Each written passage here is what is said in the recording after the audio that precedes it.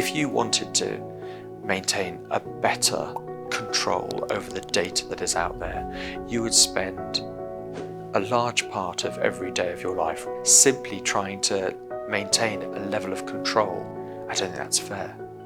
I think if we put that together with the capabilities of IoT devices and artificial intelligence, we see an unfortunate perfect storm of we're all now living our lives either on the web or on camera, and AI now is able to stitch all that together in a form that's quite shocking, actually. It's still really, really important for people to understand that they have a right to that privacy, and there are some very simple things that they can do to lock down their privacy settings so that not everything is public. Often the email address underpins everything that you do. So in cybersecurity, it's one of the things that you really want to keep secure.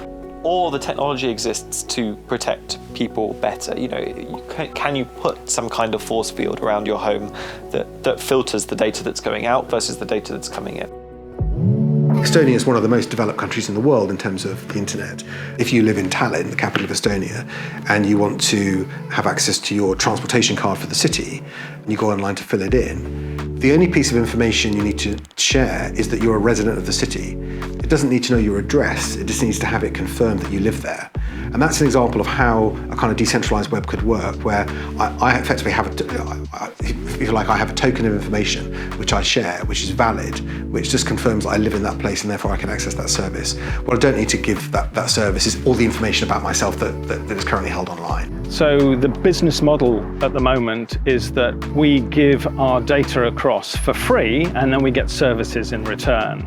And perhaps in the future, we're going to value our data more, we're going to put a price on it, and perhaps control it in that way and not let the social media companies have all of this for free.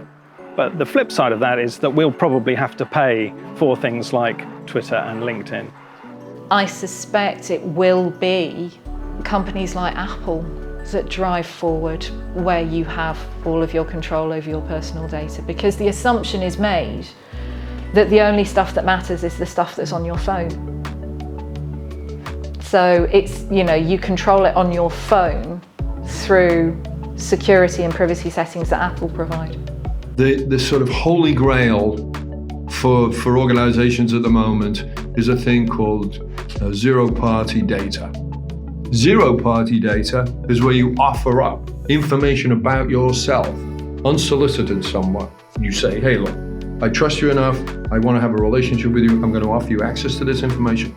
And marketing departments the world over now are beginning to appreciate that that kind of information is hugely more valuable than anything else. The problem they've got is they're so conditioned by this notion of, well, how are we going to get it? How are we going to tease it out of people? They're on this trajectory of the way the web works today, yet more data, yet more databases, yet more silos.